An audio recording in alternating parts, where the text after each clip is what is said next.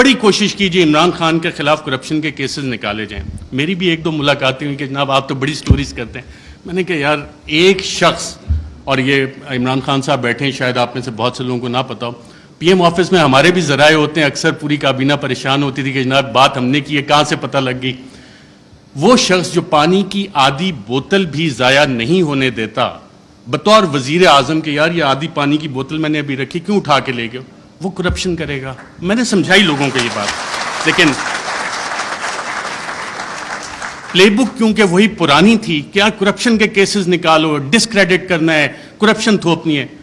Mister A B C کا فلانا دوست ہے, اس سے نکال کے لاؤ, کچھ نہیں. آج 2 مہینے ہو گئے, کوئی کرپشن نہ نکلے گا. عمران خان کا کرپشن کا کیس نہیں نکل سکتا, نہ نکلے گا.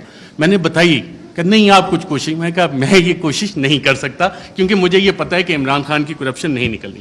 اچھا, media narratives against P T I. French revolution جب آیا تھا تو اس وقت ایک تھاٹ تھا کنگ لوئی کا, میں ریاست ہوں, میں بادشاہ ہوں, میں قانون ہوں. اور یہی چیز ہم نے دیکھی کہ جب میڈیا نیریٹوز پی ٹی آئی کے خلاف بن رہے تھے, ابھی حال ہی میں آپ اگر آئی ایم دا کنگ کا دیکھ لیں, the king can do no wrong. King ہمیشہ, جو بادشاہ ہے وہ ہمیشہ اچھی چیزیں ہی کرتا ہے. فیٹو پہ پوری حکومت نے کام کیا, ہماد اظہر بھی ادھر ہیں, لیکن پی ٹی آئی نے کام نہیں کیا, بادشاہ نے سب سے اچھا کام کیا. آئی ایم دا لا, قانون میں ہی ہوں.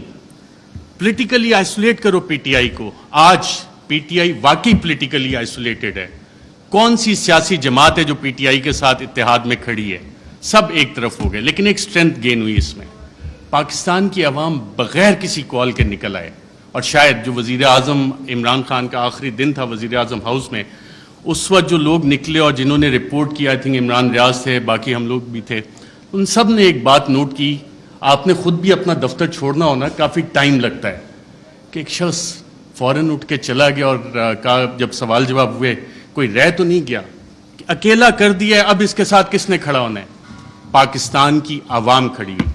یہ وہ ڈفرینٹ فیکٹر تھا, چینج تھی, جس کو کسی بھی سازشی نے کیٹر نہیں کیا ہوا تھا. یہ وہ ویریبل تھا, عوام کا ویریبل تھا, جس کی وجہ سے یہ چیزیں. میں کوئکلی تھوڑا سا 2 منٹ اگر آپ کی اجازت ہو تو سائفر کے اوپر بھی بات کرنا چاہوں گا. سائفر پہ بھی میڈیا نیریٹوز بڑے بڑے مزے کے بنے, اس پہ اور ڈیبیٹ بھی ہو سکتی تھی, کافی مزے کی چیزیں تھیں. پہلا کیا بنا جی, پہلی میڈیا نے رپورٹ کرنا شروع کیا اور باقاعدہ یہ بتایا گیا کہ جی سائفر تو ایگزسٹ ہی نہیں کرتا, سائفر نام کی تو کوئی بلا ہی نہیں ہے. پھر دوسری چیز ہے, میڈیا کی یہ سٹوریز آئیں اور ریکارڈ کے اوپر موجود ہیں, پرنٹ کیے ہیں, ٹی وی پروگرامز ہیں, کہ سائفر تو یہ ایزمپشنز پہ بیسڈ ہے. وہ ایزمپشنز ہیں ہمارے ایمبیسڈر کی یا کس کی. پھر یہ بھی کہانیاں میڈیا میں آئیں کہ جی یہ تو فارن آفس میں خود ہی پی ٹی آئی والوں نے بیٹھ کے بنا لیا ہے, یہ تو شاہ محمود قریشی نے خود ہی بیٹھ کے بنا لیا ہے. پھر جب وہ بھی ساری چیزیں, کیونکہ سائفر ایگزسٹ کرتا تھا, سائفر موجود تھا, پھر کہا گیا جی کانسپریسی کا ایویڈنس کوئی نہیں ہے. اچھا, پھر عمران خان بطور وزیر اعظم بھی میرا خیال وہ کرکٹ کھیل رہے تھے, اور جب انہوں نے کہا تھا کہ مینٹلی میں اسٹرانگ ہوں, تو بہت سے لوگوں نے انڈر ایسٹیمیٹ کیا. انہوں نے کابینہ کی بھی کمیٹی بلائی, کابینہ کی اسپیشل کمیٹی غالباً 30 مارچ کو ہوئی. 30 مارچ کو میں نے سابق وفاقی وزراء سے پوچھا, وہاں کانسپریسی کی بات بھی ہوئی, کانسپریسی کا ذکر بھی اس میں ہوا, اور پھر 31 کو نیشنل سیکیورٹی کمیٹی بھی انہوں نے بلا لی, اور اس کا بھی مور اس پہ لگ گئی کہ بلیٹنٹ انٹرفیرنس. اور اس کے آخری پیراگراف میں ایک لفظ لکھا ہوا ہے کہ جو 31 کو نیشنل سیکیورٹی کمیٹی کی میٹنگ ہوئی, اس نے 30 مارچ کے جو منٹس اسپیشل کیبنٹ کے ہیں ان کو ریٹیفائی کیا. اب 30 مارچ کو آپ سب وفاقی وزراء جو اس میں بیٹھے تھے, اس وقت کے وزیر اعظم اس میں بیٹھے تھے, ان سب نے کانسپریسی اور سازش کا لفظ اس میٹنگ میں ذکر کیا. یہ میرے ذرائع نے مجھے بتایا ہے, آپ سبھی یہاں پہ بیٹھے ہیں, اگر کسی نے کانٹراڈکٹ کرنا ہے تو سابق وزیر اعظم خود بیٹھے ہیں, وہ کر سکتے ہیں کہ 30 مارچ کو جو اسپیشل کیبنٹ میٹنگ تھی اس میں سازش کا ذکر ہے. بالکل سازش کا, میں ایز اے جرنلسٹ کلیم کر رہا ہوں. پھر یہ کہا گیا کہ جی وہ انٹیلیجنس ہم نے خود ہی کر لی, اور انٹیلیجنس کی بیسس پہ آبویسلی اس پہ سوال اٹھے کہ انٹیلیجنس, ہمارے انٹیلیجنس کے ادارے بہت اچھا کام کرتے ہیں, دہشت گردی کے خلاف بہت اچھا کرتے ہیں, پاکستان کی سیکیورٹی کے لیے بہت اچھا کام کرتے ہیں. لیکن مسئلہ یہاں پہ آتا ہے کہ جب انہیں ڈریگ کیا جائے سیاسی معاملات میں, اور یہ کہا جائے کہ جی انویسٹیگیشنز ہوئیں, کون سی انویسٹیگیشنز, یہ سوال ہوئے. اب ریجیم چینج میں انٹیلیجنس کا ایک بنیادی کردار ہوتا ہے, انٹیلیجنس انفارمیشن کا بنیادی کردار ہوتا ہے. اگر آپ اگلی سلائڈ کریں ذرا, Colin Powell, US secretary of state, UN security council میں انٹیلیجنس انفارمیشن کی بیس پہ انہوں نے کہا جی یہاں پہ یہ والے ویپنز عراق میں موجود ہیں, یہ کیمیکل ویپنز ہیں, یہ نیوکلیئر ویپنز وہاں پہ وہ بنا رہے ہیں. عراق وار ختم ہو گئی, عراق تباہ ہو گیا. یہ اس انٹیلیجنس انفارمیشن کی اوقات تھی, ویلیو تھی, جو آج تک نہیں ملی. میں ایک اور آپ کو افغانستان سے ریلیٹڈ انٹیلیجنس انفارمیشن دیتا ہوں. انٹیلیجنس ڈس انفارمیشن کہ اسامہ بن لادن کے پاس نیوکلیئر ویپنز ہیں, اور اسامہ بن لادن کے پاس نیوکلیئر ویپنز, اگر آپ یہ سٹوری دیکھیں تو یہ جسٹیفائی کرنے کے لیے تھی کہ جی افغانستان میں امریکہ نے حملہ کرنا ہے. اور اس وقت آپ تمام امریکی اخبارات اٹھا لیں, ورلڈ ایکسکلوسیو ڈان نے بھی فرنٹ پیج پہ چھاپا کہ جی ایک ایکسکلوسیو انٹرویو ہوا ہے, اسامہ بن لادن کے پاس نیوکلیئر ویپنز ہیں. وہ نیوکلیئر ویپنز آج تک نہیں نکلے. تو یہ ہوتی ہے انٹیلیجنس انفارمیشن.